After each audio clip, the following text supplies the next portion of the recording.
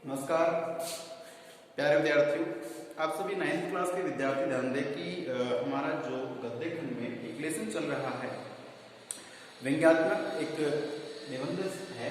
वो देखिए, ये जो व्यंग्य है करने वाले हरिसिंह परसाई हैं और किस पर कर रहे हैं। अभी तो जो प्रतीक है वो मुंशी प्रेमचंद की एक फोटो दीवार पे लगी हुई है और फोटो में मुंशी प्रेमचंद है, उनकी धर्म पत्नी है। और अभी लास्ट वीडियो है इस पार्ट का, इसलिए मैं थोड़ा आपको कंप्लीटली बता दूं कि मुंशी प्रेमचंद की फोटो में उन्होंने एक कुर्ता पहन रखा है जो काफी अच्छा लंबा है, धोती पहन रखी है जो ठीक तरीके की है, और जूते पहन रखे। जूते थे किसके? जूते थे कैनवस। कैनवस का मतलब बोले तो एक मोटा कपड़ा होता है, उसके जूते, पेटी शूज जिन्हें आजकल आप कहते हैं, उनके जूते पहने हुए हैं।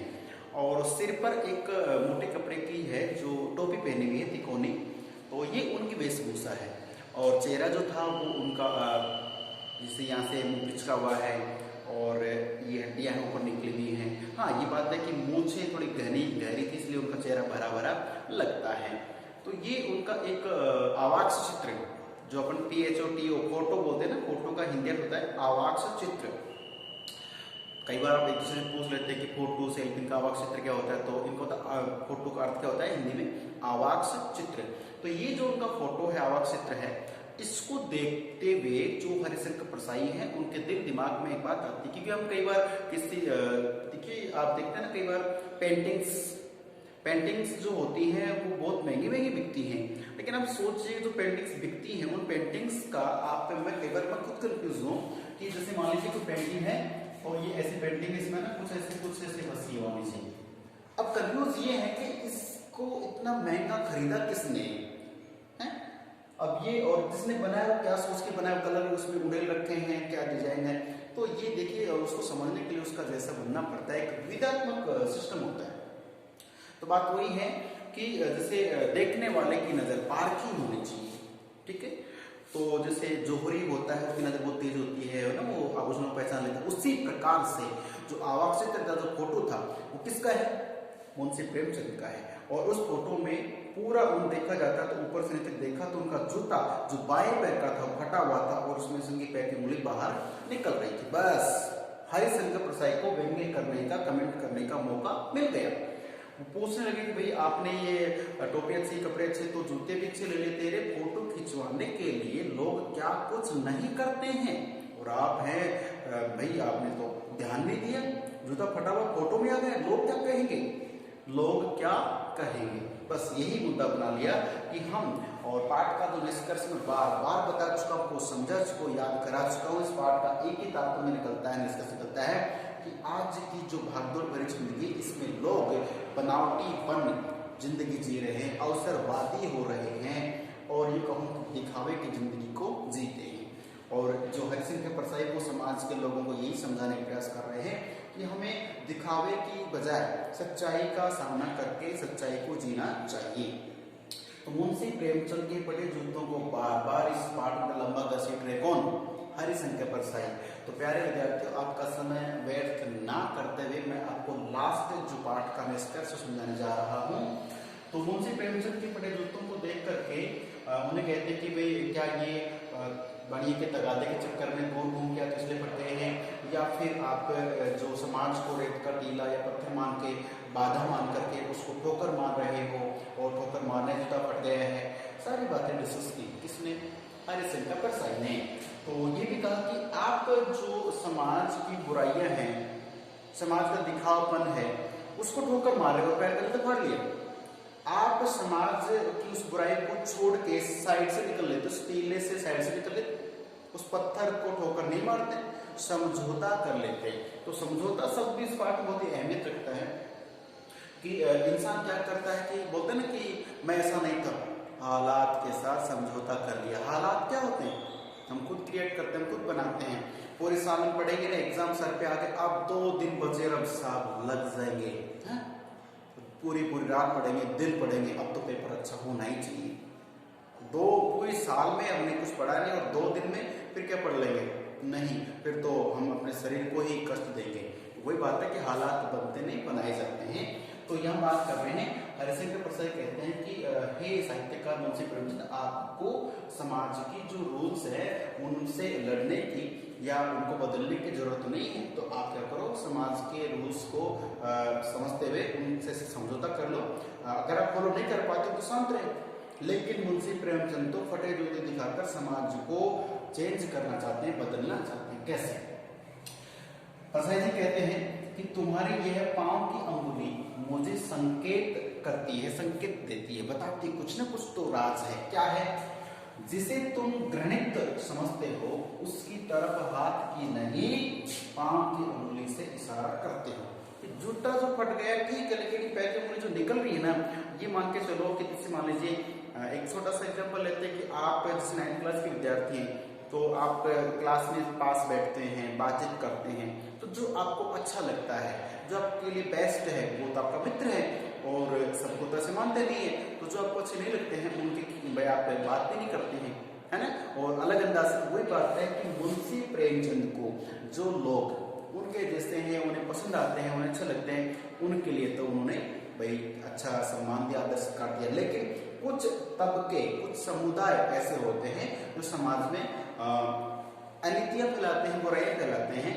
उन लोगों को इशारा करते हुए वो क्या समझते हैं? घृणित समझ लेते हैं। जो घृणित समझते हो उसकी तरफ हाथ की नहीं पैर की उंगली से इशारा करते हो। तो प्यारे विद्यार्थी, ये सोचने समझने की बात है कि मुंशी प्रेमचंद हैं वो समाज को अलग अलग समुदाय में बांट के देखते हैं और वो चाहते हैं कि जो मनुष्य है उसको यथार्थवादी होना चाहिए, सच्चाई के साथ जीना चाहिए, क्योंकि सच्चाई में जो मिठास है वो बनावटीपन में नहीं है। तो इस पाठ में जितनी भी बातें मैं आपके सामने बोल रहा हूँ, पाठ के निष्कर्ष मानिए, पाठ के उत्तर के रूप में मानिए, तो वही बात है। मुंशी प्रेमचंद हैं वो भी कमेंट कर रहे हैं कि जो लोग समाज के लिए बुरे हैं, अच्छे नहीं हैं, उनको पैर की अंगुली से इशारा कर रहे हैं कि ये इस तरह से, ठीक है। चलिए उसके बाद बात करते हैं कि मैं समझता हूँ। कौन समझता है? हरिशंकर प्रसाद कि भाई मैं जानता हूँ, मैं समझता हूँ क्या कि तुम्हारी अंगुली का इशारा भी समझता हूँ और यह व्यंग्य मुस्कान भी समझता हूँ। प्यारे विद्यार्थी, सिर्फ की लाइन है लेकिन इसका मतलब देखिए कि हरिशंकर प्रसाद ने कहते कि हे साहित्यकार मुंशी प्रेमचंद, आपका ये जूता जो फट गया है ये समाज के लिए एक बदलाव का संकेत भर है कि आप जिन लोगों को इस तरह से मानते हैं कि जो समाज के लिए रूढ़िवादिता के साथ में समाज के लिए बुराई का, अनैतिक का प्रयास करते हैं, उनको आप पैर की उंगली से इंगित कर रहे हैं। और जो आपके लिए अच्छे हैं और समाज में दूसरों के हित के लिए कुछ करते हैं, उनको आप हाथ की उंगली से संबोधन कर रहे हैं। ये सब समझ गए? तो मैं समझता हूँ कि तुम्हारी उंगली का इशारा क्या है। कौन कह रहे हैं? ये कह रहे हैं हरिशंकर प्रसाद। किससे कह रहे हैं? फोटो के जो मुंशी प्रेमचंद उनको, ठीक है। तो पैर के अर्थ इशारा ठीक है। और वह व्यंग्य मुस्कान, व्यंग्य का मतलब समझ रहे हैं आप, और मुस्कान का मतलब है कि मुंशी प्रेमचंद जो फोटो, सीधी बात है कि फोटो जब खिंचवाते हैं, आजकल तो फोटो के सेल्फी का सिस्टम है, तो सेल्फी लेते समय आप देखिए कि लोग कैसा कैसा मुंह बनाते हैं, है ना। उसके जो लेते हैं सेल्फी उस समय उन्हें कुछ होशावास ना रहे, लेकिन मुंह बनाना कमाल की बात है। कैसे कैसे एक्शन में फोटो लेते हैं, कैसे कैसे एक्शन में अपनी तस्वीर खींचते हैं। तो ये चलो आजकल तो साइकोलॉजी, मानसिकता अलग है, लेकिन यहाँ मुंशी प्रेमचंद की मुस्कान से क्या तात्पर्य है? तात्पर्य है मुंशी प्रेमचंद समाज के उन तबकों, उन लोगों, उन समुदाय पे हंसते हैं जो अपने जीवन को व्यर्थ ही एक परेशानी में डाल देते हैं। मतलब साफ है कि कुछ व्यक्ति तो साधन संपन्न होते हैं, तो वो तो अपने शौक है, आराम के हिसाब से चलो जीवन जीते हैं। उनको देखकर दूसरे जो लोग होते हैं उनके मन में रहता है काश यार मेरे पास भी अच्छा कोट पैंट हो, अच्छे 10-15 हज़ार के जूते होने चाहिए, है ना। फोन भी 25-30 हज़ार का तो होना ही चाहिए। अब एक फोन है वो 1000, 1200, 1500 को भी आता है बात करने के लिए, तो और जैसे एंड्रॉइड फोन लेते हैं तो 5-7 हज़ार में भी आता है, 50-50 हज़ार के, लाखों रुपए के फोन आते हैं। अब ये जो डिफरेंस है इसी को व्यंग्य कर रहे हैं मुंशी प्रेमचंद कि जिस व्यक्ति की जितनी आमदनी है, बोलते ना कि जैते पैर पसारिए तेती लंबी सोच, मतलब जो रजाई होती है जितनी उसकी लंबाई चौड़ाई उतने पैर पसार के सर्दियों में, नहीं तो अगर पैर बाहर है, रजाई आदि है तो फिर सर्दी लगती है। अर्थात जितना हमारा कमाई होती है, जितने हमारे सोर्सेज होते हैं, उसी के आधार पर हमें खर्चा करना चाहिए। ठीक है। हाँ, एक काम है जो हमें ज्यादा करना चाहिए, वो क्या है, यही पढ़ाई। दिमाग भगवान ने सबको अच्छा दिया, और एक दिमाग ऐसी मशीन है, जितना ज्यादा वो घूमेंगे, जितना ज्यादा वर्क करोगे, उतना शार्प होता है, उतना तीखा तेज होता है। बाकी ये है कि जो भौतिक संसार है जिसमें हम जी रहे हैं, इसमें किसी की होड़ नहीं करनी चाहिए, किसी कार्य के लिए दिखावा नहीं करना चाहिए, सच्चाई बोलनी चाहिए, क्योंकि दिखावा जिंदगी में झूठा एक शान, झूठी शान होती है। तो झूठी शान बनाने के चक्कर में लोग क्या कुछ नहीं करते हैं। एक झूठ छुपाने के लिए, है ना, झूठ क्यों छुपाए, एक सच छुपाने के लिए कितने झूठ बोलने पड़ते हैं, है कि नहीं है। तो सच्चाई यही है कि यथार्थवादी बन के जिए। तो मुंशी प्रेमचंद समाज के लोगों पे व्यंग्य करते हुए मुस्कान दे रहे हैं, ये देखो कितने भोले भाले लोग हैं, बन के दिखाते हैं लोगों के सामने कि मैं ऐसा हूं, जबकि वास्तविकता कुछ और होती है। अब इस पाठ का मतलब ये नहीं कि आप शादी पार्टी में जाएं तो सच्चाई मिसाल जैसे वैसे नहीं, जो आपके पास अच्छी बेस्ट क्वालिटी के पेन की चाहिए, जो आपको रुचता है, जो अच्छा लगता है वो खाना खाइए, जिस लोग से आप मिलना चाहते मिलिए, लेकिन अपने विचारों में शालीनता रखें, घमंडी बात ना करें, ऊंच नीच ना बोले। बस इसमें इस पाठ का तारतम्य है, समझाने की बात थी। तो प्यारे विद्यार्थियों, 9th क्लास के बहुत होनहार विद्यार्थी हैं, बहुत प्यारे बच्चे हैं, तो मैं चाहता हूँ कि आप इस प्रेम के पटे जूतों का पूरा पाठ रीड कर लीजिए। सारी वीडियो आपके सामने दे चुका हूँ, ये लास्ट वीडियो था। और अब से क्वेश्चन की बात है तो क्वेश्चन आप शॉर्ट क्वेश्चन आ चुके हैं इसमें, और कोई क्वेश्चन पे डाउट हो तो पूछ लीजिएगा। ठीक है, अब मिलते हैं नए पाठ में नए उमंग के साथ में, तब तक के लिए नमस्कार और धन्यवाद।